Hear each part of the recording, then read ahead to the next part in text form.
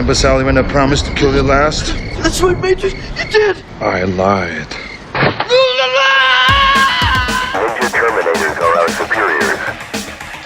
Each man out here will experience the animal within himself. So embrace it. Don't deny it. Allow yourself to feel the purity of your primal essence. It's God's gift to man. Here's a toast to the hunters and a prayer for the hunted. Mr. Mason, have you ever killed anything? Yes. What? My wife and kid. You son of a shit! You son of a bitch! Take it outside! You're mine!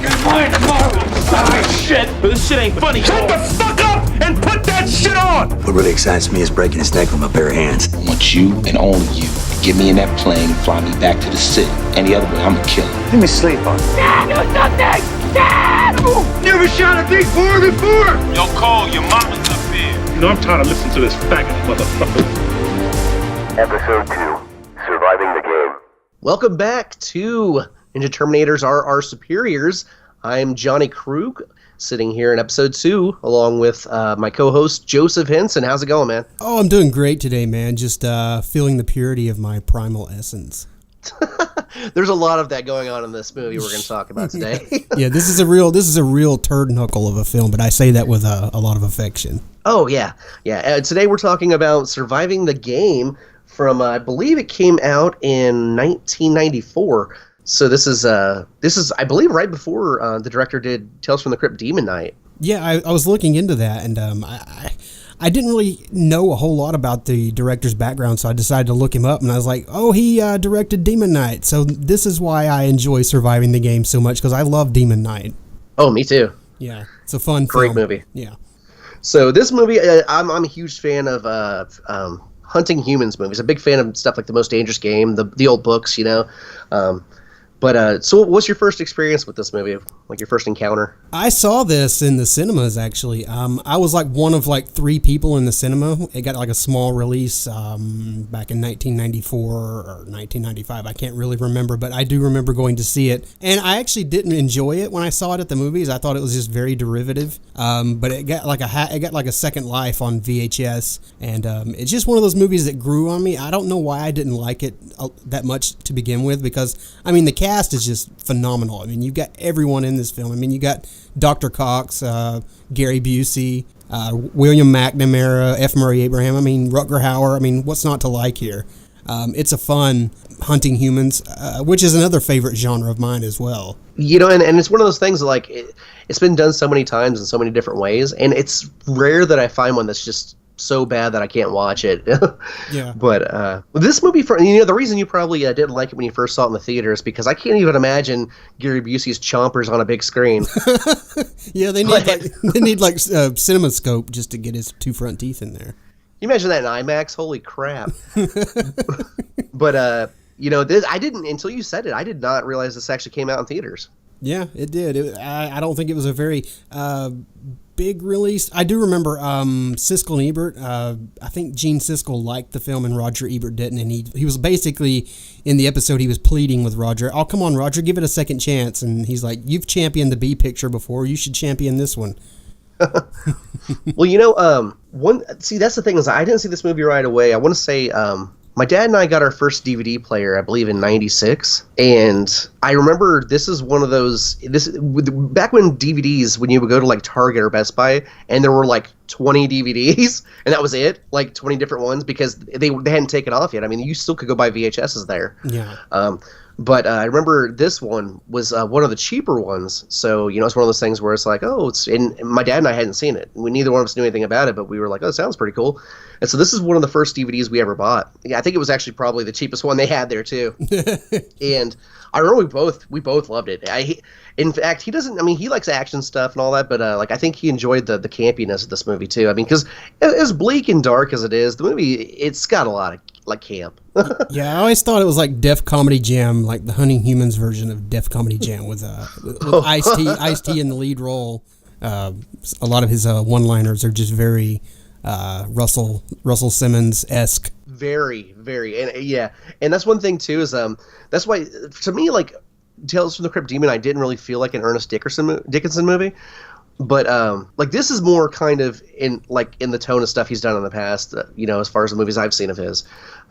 Very much like, you have that like, wisecracking black dude who's like, not taking shit from anybody. Mm-hmm. This movie, it works out pretty well, man. I think that, I don't know. There's a lot of stuff in this movie that's just, and seeing it now again, I haven't seen it in years, but we'll talk about it as we go through the movie. But there's scenes that I remember seeing for the first time, and I thought how funny and ridiculous they were. And seeing them this time, I was like, oh, that was actually done pretty well. Yeah. Like, it's not as funny as I remember when I was like, 14. Yeah, it's kind of the weird, like this film is like, oh boy, it straddles this line between like a competent, B action picture, but then it has these absurd scenes. Like there's one scene, not to get way into the film, because I'm sure we'll do that here in a few minutes, but there's just one scene where it's right after Ice-T has kidnapped John C. McGinley, and he's carrying him over his shoulder, and John C. McGinley is like, he's struggling, and he's like, shut the fuck up, and he hits his head on the tree like 10 times.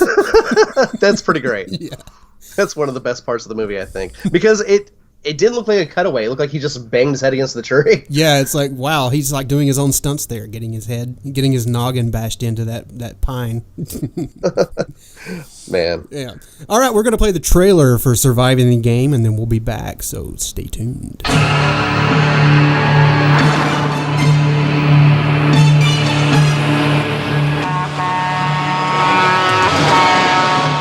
Why would you want to kill yourself? Maybe I like the idea of choosing when I die instead of having somebody else choose for me. If someone offered you a good job, would you be interested?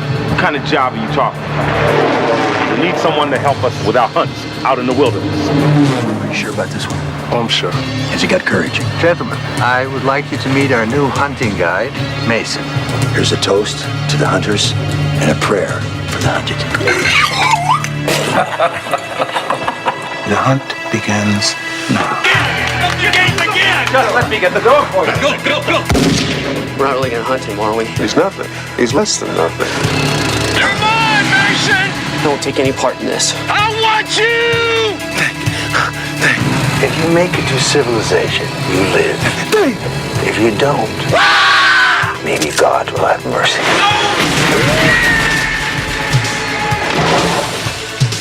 I think he's gone back to the cabin. None of them has ever done that before. Mr. Mason! What's that smell? Everybody out of the cabin! I like not being rare. Try well done, bitch. Jack Mason knows he's going to die someday. Damn, I wish I'd never started smoking. But today, he's not in the mood. This is where it gets interesting. Never underestimate Come on, Mason! a man who has nothing to lose. Rutger Hauer, Charles Dutton, Gary Busey, F. Murray Abraham, William McNamara, and Ice-T. Surviving the Game. Bang! Directed by Ernest Dickerson. Surviving the Game from 1994. The IMDb score for this is surprisingly a 6.1. I thought it would have been much lower. Are you surprised by that, or? Yeah, that sounds about right. It's a little surprising. I thought it would be hovering around the lower fives. I will tell you this. I've read a lot of the reviews on IMDb and also on other websites, and it seems like this movie's pretty universally liked by people who like action movies and things like that, and suspense type stuff. So I think that's awesome. I like that. I like that this movie does have that kind of that cult following. Mm-hmm, definitely. And I didn't know this was a New Line movie either until watching it this time. Yeah, I had no idea. I was like rewatching it. I was like, wow, this is New Line? Wow. Well, and it makes sense that it went to the theater, even if it was limited, because New Line, back in the 90s, everything went to theaters. Mm-hmm. But this movie, like we said, is directed by Ernest R. Dickerson. It is Dickerson. I kept saying that and thinking I was wrong earlier. But he's done stuff like Tales from the Crypt, Demon Knight. He did Juice, Blind Faith, and he did a lot of cinematography work for Spike Lee. Almost said Spike Jones. Yeah, he's also directed a lot of TV episodes. I know he did some stuff for The Wire and I want to say Prison Break, but I can't really quite remember. But he's done a lot of TV lately. Oh, okay. The writer, Eric Berndt, I don't know this guy. In fact, I don't think I've seen any of his movies except for he did write the remake to The Hitcher. So, honestly, I would say that was really still written by Eric Red, who did the original. Mm-hmm. Because, all they did was swap genders in it. It wasn't like there wasn't much change in it. Wow. Did you say his name was Eric Berndt? This guy, yeah. Oh, it's like Eric Red and Eric Burnt. He's red at first, and he just becomes burnt. I don't know. Yeah, and there's if you ever get into it, this is off topic, but like you should look up a lot of the stuff about Eric Red, and he went through like some crazy like breakdowns and stuff in the 80s. Like the dude, his story is wild. I don't remember the extent of it, but I remember it's pretty wild. Yeah, I don't know anything about him that much. I know he was going to write or direct a film that I think the guy from Arrow in the Head had written, and he was going to direct it, but I don't know what came of that.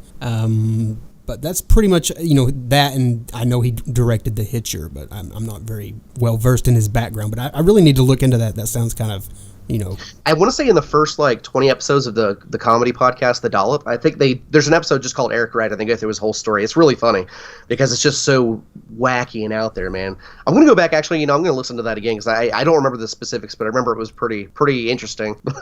But also another interesting thing about this movie is the soundtrack is done by Stuart Copeland from The Police. So it's weird too, because listening to this movie, like it's got that like that New York feel with the saxophone and it has that, I don't know, you wouldn't think like a professional rock musician made the soundtrack. It sounds very, I don't know what I would even compare it to. Well, it's like this whole film has like a huge cast, so it stands to reason they would get like a huge name to do the soundtrack. Though I had no idea that Stuart Copeland was behind the soundtrack, and when you told me that, I was like, is that the same Stuart Copeland? It can't be, but apparently it is. It is. It's crazy. It's crazy. The cast in this is excellent. I mean, you have Rutger Hauer, who in Buffy the Vampire Slayer. You have I almost said Replicant. You have the hell's the movie? Blade Runner. Blade Runner. Yeah. God, and the original Hitcher. He actually played the Hitcher in the original one. Which, after watching this again, I went back and rewatched that because that's a great movie. Oh yeah. This movie stars Ice-T, who he was in Law and Order SVU. He was in the band Body Count, and he was in His Wife Coco. Oh. This movie also stars Charles S. Dutton, Gary Busey, F. Murray Abraham, John C. McGinley, who it's cool to see John C. McGinley in this because I saw him in a lot of things leading up into Scrubs, but it never really stood out to me until Scrubs, and so now I see him in these older things, like, oh yeah. Every time I see him, I just say, hey, there's Dr. Cox. Exactly. William McNamara is the also one of the main cast in this movie, and everybody else is kind of incidental. I like I love the cast in this film. I think it's just a lot of Hollywood heavies, not necessarily like leading men types, but just rugged character actors. I think a lot of good character actors. Yeah, they fill out the bad guy roles very well here. I love the opening scene of Mason when he's digging through the trash. Yeah, I thought for a homeless guy, his clothes looked kind of surprisingly clean and downy fresh. I mean, there's not like a wrinkle in his clothes. They look clean. They look like they were just ironed. Well, here's the thing: if you live in a big city like that, every morning you put your clothes over the sewer grate and you wait around naked for a few hours, and the steam coming up from it will just perfectly steam your clothes. Yeah, you might not have the best. All the wrinkles, everything. You might not have the best smell, but you'll look sharp at least.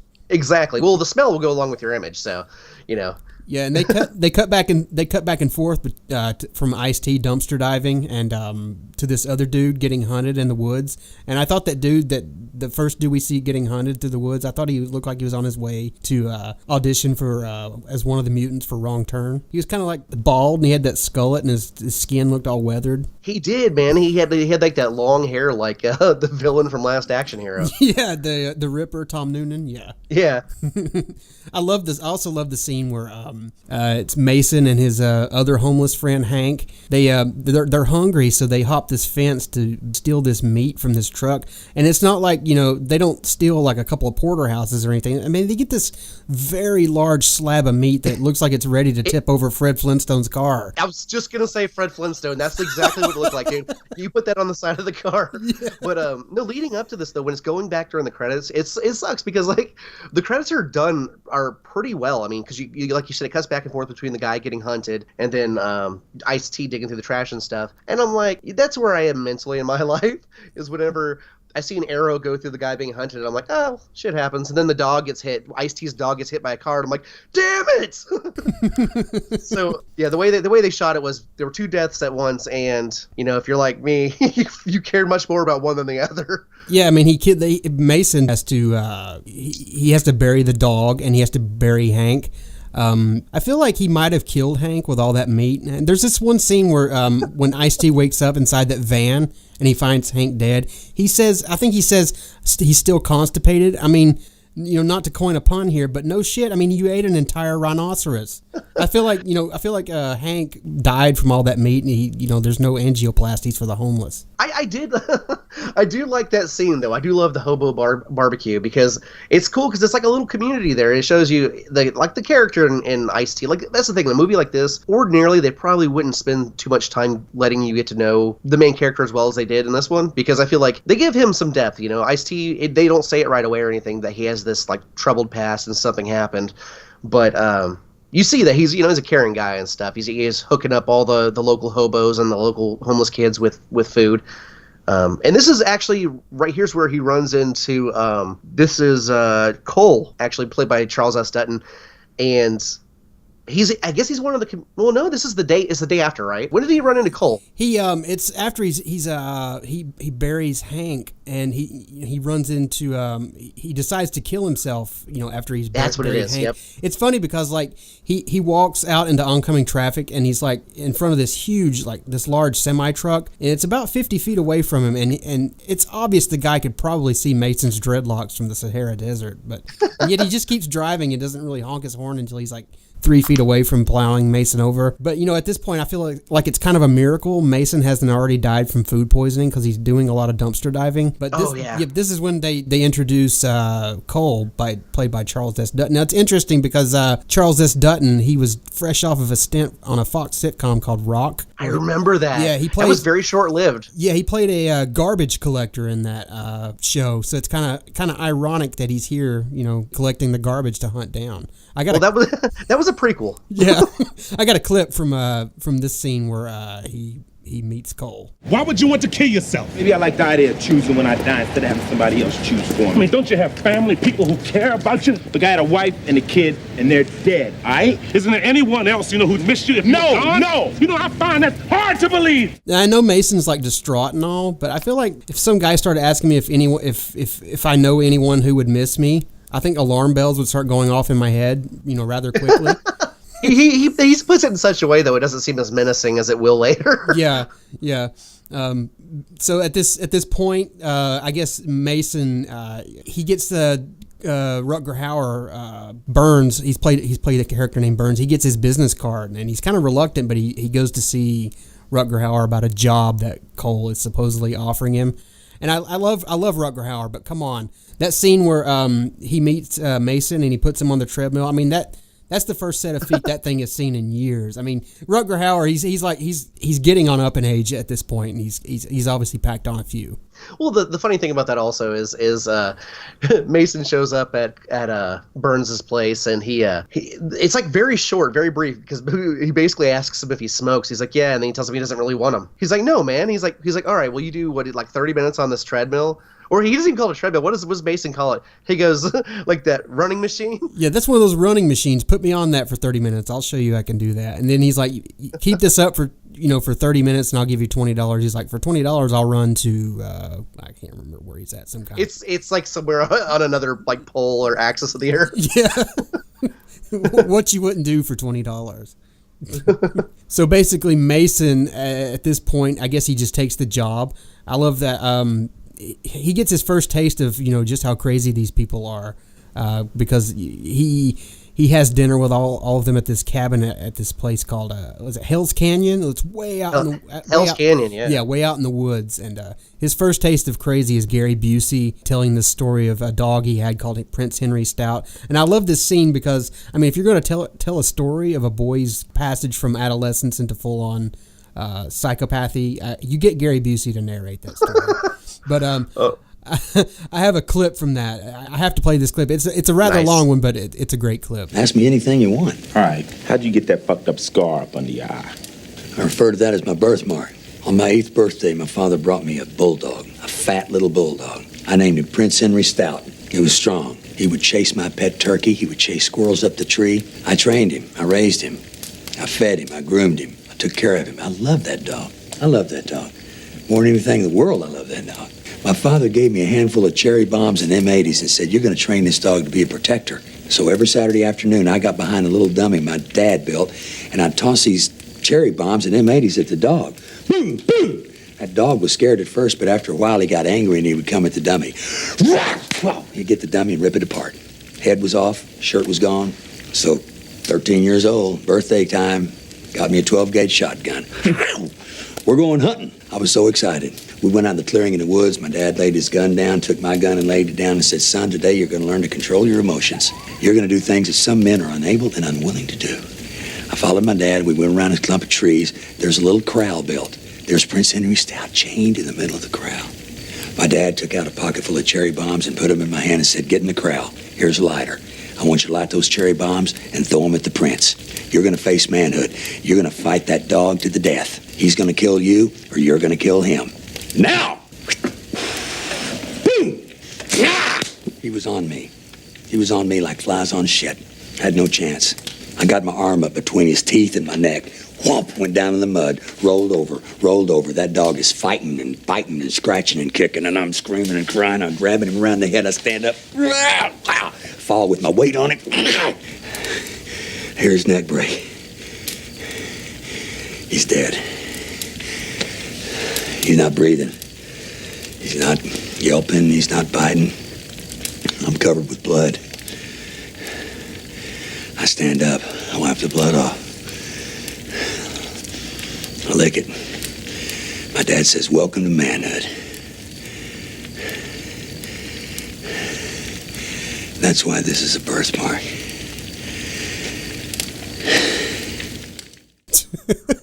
That delivery is amazing, and the best thing about this, though, that we did not mention is that Gary Busey's character in this movie, Hawkins, is a psychiatrist. Yeah, there's a scary bill for your HMO right there. And he's not only a psychiatrist, but he's these fellow hunters' psychiatrist. Yeah, I mean, God. It's just insane. I'd hate to see the group therapy for that, I think this movie is their version of group therapy. Yeah, really. I feel like, though, with Gary, I love him to death, but I feel like the director probably said, Gary, your line was supposed to be, I cut myself shaving. And he just went off on this tangent. That's probably like a real story that really happened to Gary Busey. I wouldn't doubt it at all. But the story is actually probably reversed, where someone was throwing firecrackers and cherry bombs at him, and he started attacking him with his teeth. So, one thing also we didn't talk about earlier too, and they kind of graze over it pretty briefly, but before they go out to this hunt there at Hell's Canyon or whatever, Burns notices that Mason has like a bunch of burns all over his back and stuff, like Freddy Krueger style burns. Mm-hmm. And so it comes into play later when you find out, just why he's such a, like a loner, such a down dude. Yeah, there's a scene where not to jump ahead, but basically it's a really dark scene in the film a little bit later. I guess we'll talk about it a little bit later, but it's when he basically tells the story of how he got those scars.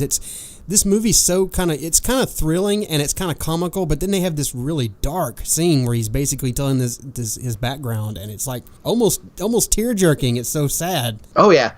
But also in that scene too, they did say that he used to be like, an awesome mechanic and stuff, and that does come into play in this movie a couple times. Yeah. The scene where Mason finally clues into the fact that these guys plan to hunt him, which for me took entirely too long because, there's so many neon signs, but here, basically he has to be literally told, while Cole has a gun in his face. It's like these guys. You're like the lone homeless dude going out into the woods with these rich guys with a lot of guns. Come on, dude. Well, they're asking you to be a guide in a place they all know. Yeah, a lot of the reviews for this film.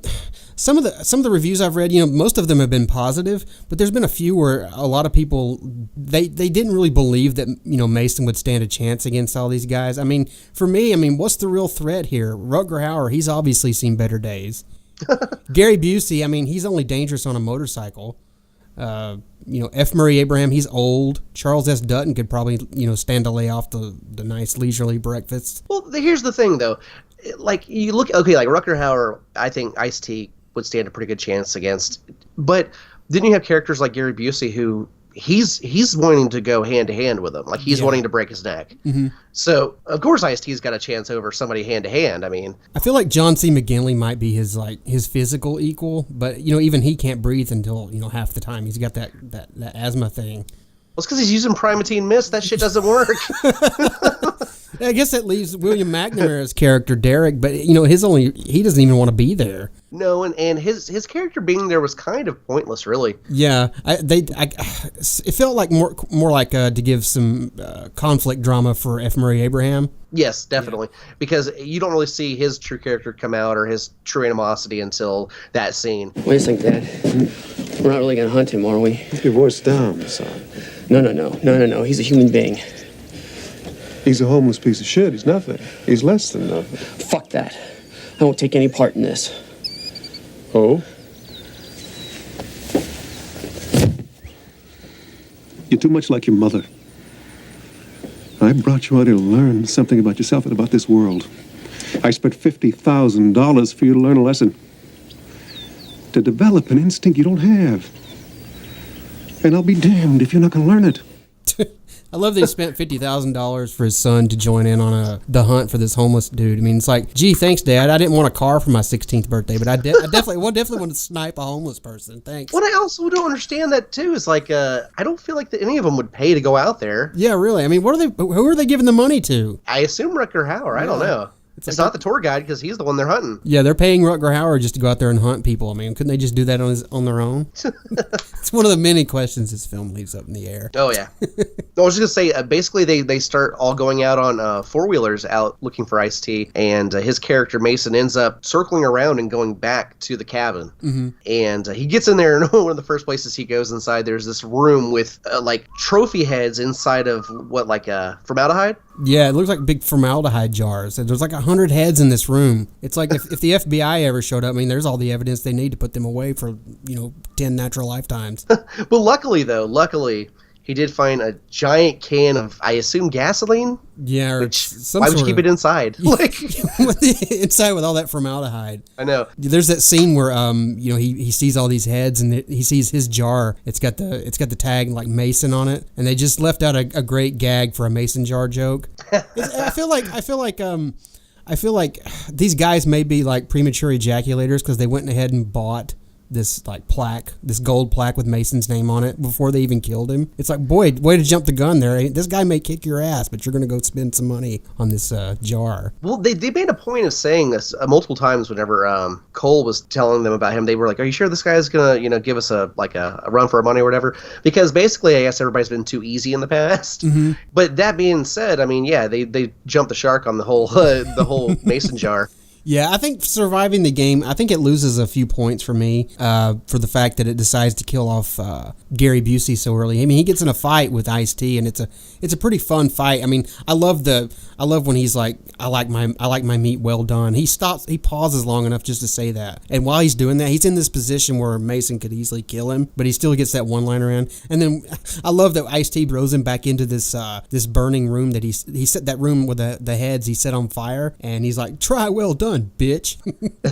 Explosion time. Yeah. And Gary Busey's gone. You're right. That's one thing for me. I thought Gary Busey, I honestly would rather see him more in this movie than F. Murray Abraham. Yeah, I mean, F. Murray Abraham, I mean, he's a great actor, but I mean, you got Gary Busey for the crazy factor. You need to utilize him a little more. Well, yeah, and because when you think about this movie, I mean, the two wild cards are Busey and John C. McGinley. And to me, they both had pretty unsatisfying deaths. I mean, I'm getting ahead on John C. McGinley, but yeah, I mean, because they've already had those, their weird moments, where he tells them the story about the dog, and then John C. McGinley, like, whenever Mason says something about his wife and daughter are dead, that he killed them, that John C. McGinley loses his shit, man. Griffin, he's like just ready to like kill him right there at the dinner table. Mm-hmm, yeah. And you see that real like insanity come out in him. But Rutger Hauer and Charles S. Dutton and F. Murray Abraham, you never really see that kind of like, they're crazy because they're wanting to hunt somebody, but it's not the same kind of crazy. They have no humanity. It's like, it feels like John C. McGinley has like a part, he has sort of a moral compass when you learn that his family, he basically almost went through the same thing Mason did, losing his family. Well, one thing too, also, I did like that. One thing about Cole, one thing about his character that we didn't mention is he has the perfect, I don't know if it's a a job or he's just a volunteer, but he has the perfect situation for what they're doing. Is he basically feeds the homeless. Yeah, he works at a homeless shelter. Yeah, so, and he has that kind disposition about himself where you're like, oh, well, he seems trustworthy, he's a nice guy. And so he's like, hey, what if that can get you a gig? And you could only assume every person there was lured in by him. It's like this city, which is, I think it's set in Seattle, this city is like, no one cares that all these homeless people just turn up missing. Well, one thing I forgot to mention it. I don't even think I did write it, but we breezed right over it. Is whenever Hank dies at the beginning, Ice-T literally just digs a hole between buildings and buries him in the city. Yeah, it's like no one is watching this happen. Well, not only that, but like you see all these CSI shows and stuff, and it's like someone's gonna come across those bones. Yeah, there's gonna be some questions, Mr. T. But nothing earlier we didn't talk about either is when him and Hank are digging through the dumpster and he finds a gun. The first thing he does is put his damn fingerprints all over it. Yeah. If you find a gun in the dumpster, it probably was used to kill somebody. Yeah. Make sure the serial numbers, if they're filed off, you're in trouble. You just get your fingerprints on a filed off serial number weapon. But I like after the scene where Mason kills Hawkins, Gary Busey's character. He goes back out into the woods and they resume the chase. He jumps off this cliff to avoid getting shot. And then Charles S. Dutton has this great line. He says, I'm going to have to put a bullet into his ass. I see that now. I mean, like, dude, seriously? What was your initial plan here? Were you going to take him back to the cabin and say, ha ha, fooled you? It's just such a dumb line to say. It was a prank, bro. It was a prank. Yeah, there are a few lines in this movie where I'm just like, oh, man, that shouldn't have been there. Yeah. I mean, can we, because it's right around this point, can we talk about the scene where Ice-T kidnaps Dr. Cox? This is where he kidnaps Dr. Cox, John C. McGinley. First off, I do have a clip. I'm going to play that. It's basically where Ice-T bashes his head in, and I laughed at this so much, so I have to play this. Griffin? Can you hear me? Come in. Griffin, do you copy? Shut the fuck up! Mother.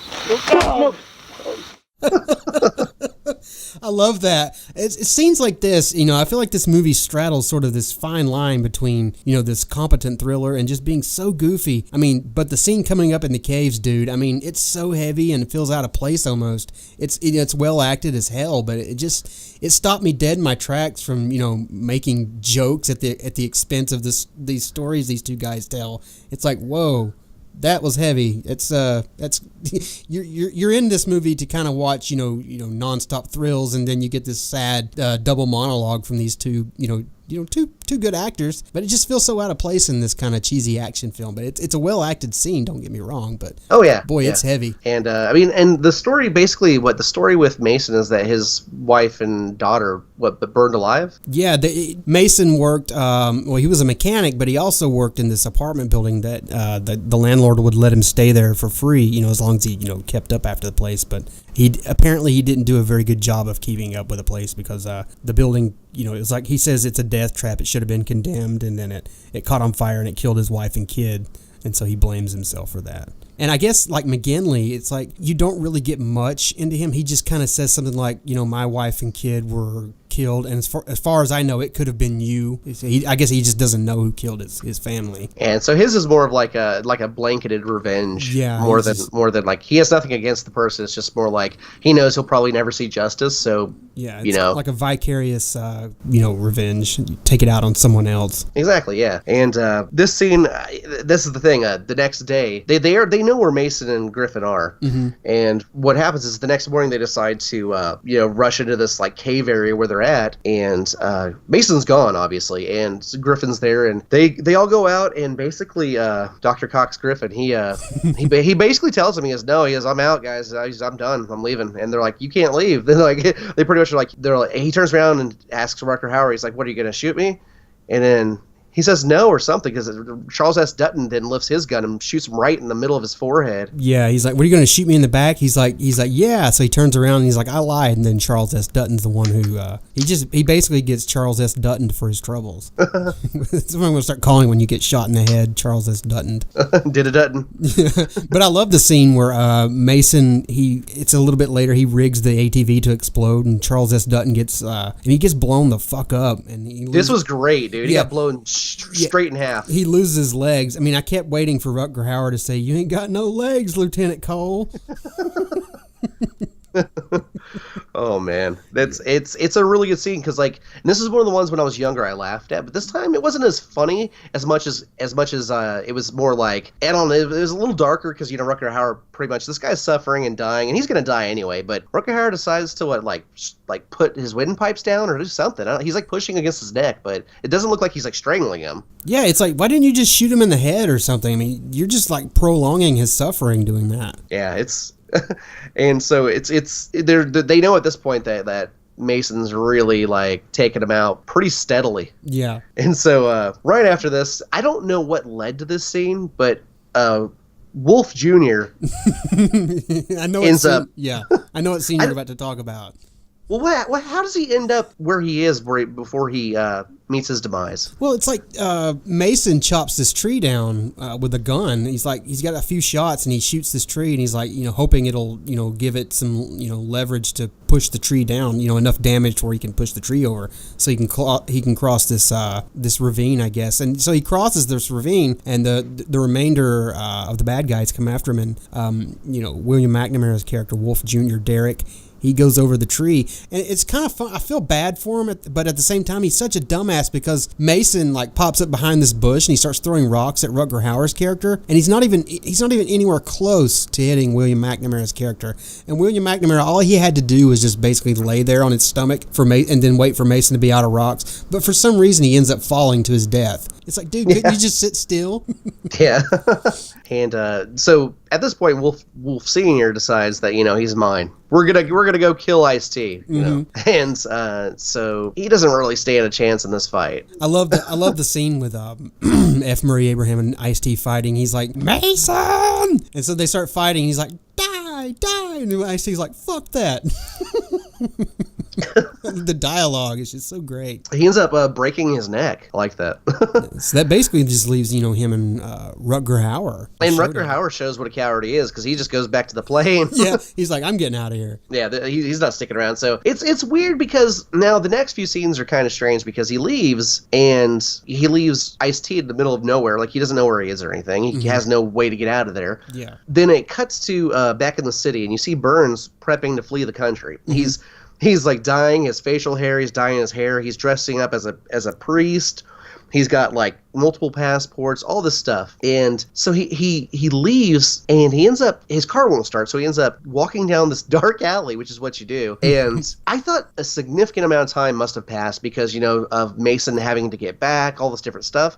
But when Mason shows up, he still has the fresh wounds from the canyon. Yeah, but if when it cuts back to Seattle and Rutger Hauer's there, it says 3 days later. So all I'm asking here is how in the world did Mason make it through all that that wild terrain? Probably over an ocean. I'm assuming they probably flew over a lake or an ocean. They had to get out into this strange this huge wilderness. And he makes it back in 3 days, and he's obviously still wearing the same clothes. He has the same wounds. I mean, it's like I feel like this movie is a statement on how how much endurance the homeless people have. Yeah. But I kind of wanted them to have this showdown at Hell's Canyon, and not back in Seattle. That was weird. It felt really weird. Yeah, it felt almost tacked on, like they had a different ending and they just changed it. He doesn't even kill Rutger Hauer. He lets Rutger Hauer just, kill himself. He rigs this gun. He walks away and then Rutger Hauer picks up this gun and it's rigged to basically explode when he pulls the trigger. And he's like, always check your gun. It's like his version of always bet on black. Well, no, it's earlier in the movie too because Hank tells him that whenever he finds that gun in the beginning, he tells him, no, you can't shoot that. He's like, you always got to check the barrel, always got to check the chamber or whatever. Yeah. And so like Rutger Hauer's not going to let him leave without trying to shoot him. Mm-hmm. But Ice-T's got it rigged, man. And I couldn't exactly tell what was in there because they do a zoom in on the inside of the barrel, and it looked like there was like a piece of hay in there and some random shit. I'm like, what the hell's in there? It looked like a receipt. Yeah. What the fuck is in this thing? He got a receipt for that meat he stole earlier. He's like, I'll put that in there. I feel like Ice-T, he's pretty much back to square one. I mean, he went through this harrowing ordeal. He got, the false promise of a job and getting back on his feet. And now he's back to being homeless again. But now he's got these, not only is his family dead, but he spent the last, 3 days with guys trying to kill him. So, he's going to be fucked up for a while. The only thing I can think is maybe he went back to Rutger Hauer's Jeep or whatever the hell and found that suitcase full of money and stuff. And he had a lot of money and passports and stuff. So I imagine he could probably manage to do something. I mean, I feel like a character like Burns isn't going to leave without, anything less than 100,000. If not, then I kind of feel sorry for Ice-T. Oh yeah, that would really suck. That would make this whole movie pointless.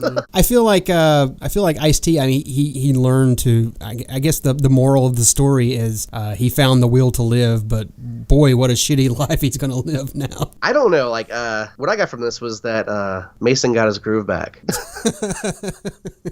Well, I was telling people about this movie because I'd seen this many times, and everybody I talked to about it, they're like, "Oh, who's in that?" I'm like, "Well, the main actor is Ice-T," and everybody's like, "Are you serious?" I'm like, no, it's no. Don't let that keep you from seeing it. I mean, I think it's an entertaining movie, and it's funny because you have all these great actors, but like, let's say it. What it is. I mean, Ice-T is not the greatest actor. No, but he's pretty good here, I'd say, though. No, he is. He's good on SVU, but like the thing is, it's weird too because, like you said, you saw this in theaters, and I know he's been in other movies and stuff, but it's just weird to think that he's like your headliner. Yeah, it's like when in the trailer they credited everyone else before Ice-T. It's like, and Ice-T. Well, yeah, typical. Yeah, but he's definitely the lead here. But he's pretty good. I mean, he's a very limited actor, but for the role, he's serviceable. Yeah, definitely. He carries the film. So, I guess I'm going to take a short break here, and we'll be back with our final thoughts. So, stay tuned. Ninja Terminators one-liner of the month. Braddock, missing in Action 3. Braddock, I'm warning you. Don't step on any toes.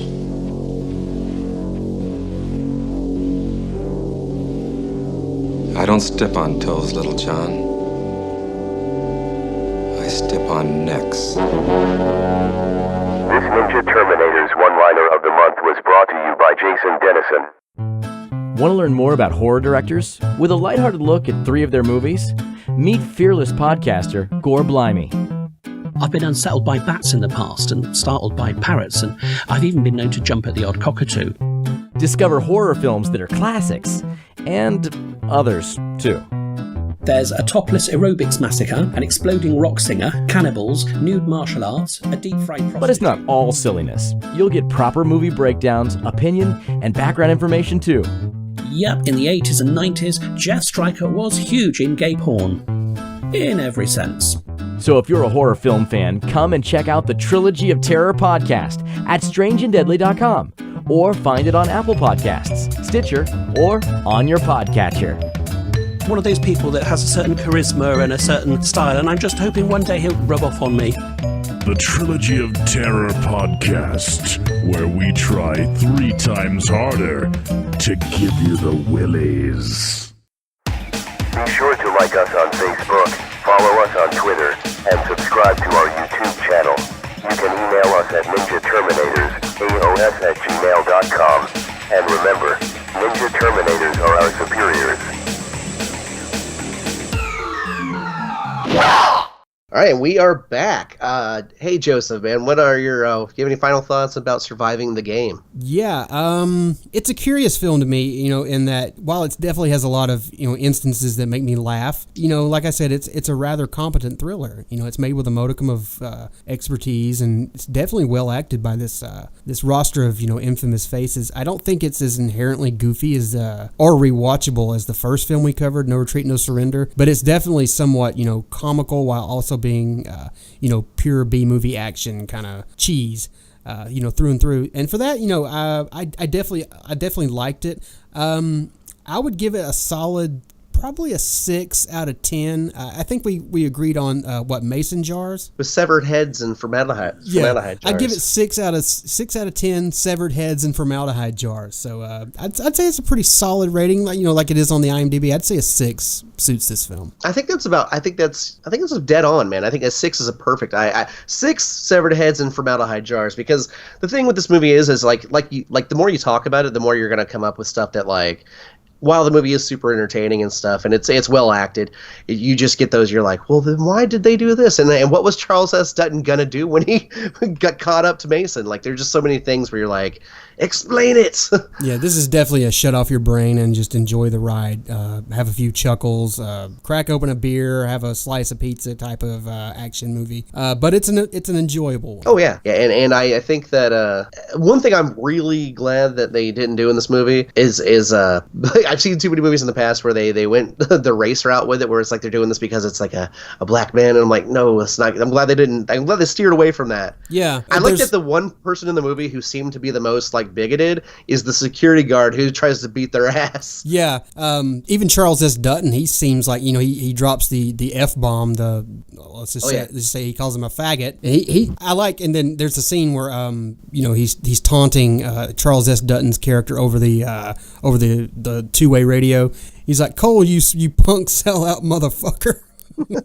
I like that though, like, because it was what it was. It was just like any other like hunting humans movie where it's just like they don't care who they're hunting. It's like it could have been anybody as long as they're gonna put up somewhat of a fight. Oh yeah, and there's so many great hunting humans films out there. I feel like Surviving the Game, we're just scratching the surface of some of the hunting humans films we could just cover on this show.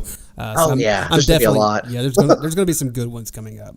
But for the next episode, I had it narrowed down to 2 movies, and both are from 1991. It was Ricky O, a.k.a. The Story of Ricky, or Stone Cold, and I couldn't decide, so I put it to a vote on Twitter and Facebook, and overwhelmingly everyone picked Stone Cold. So the next film we're going to be talking about is the 1991 Brian Bosworth film, Stone Cold. Lance Henriksen with like a rat tail. You have William Forsythe, who's just out of his mind crazy. You have Stone Cold as a Brian Bosworth. You have him walking around in a man Speedo.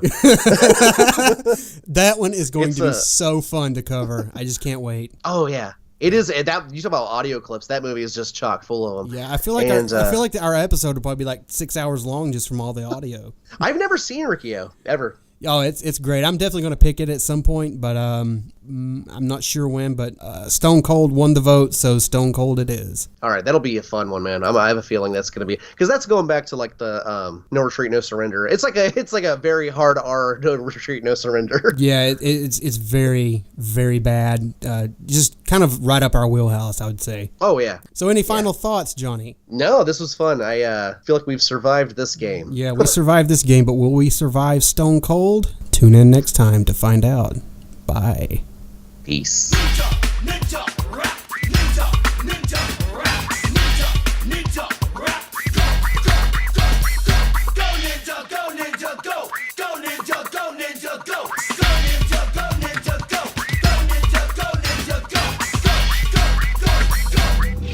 Nice night for a walk, eh?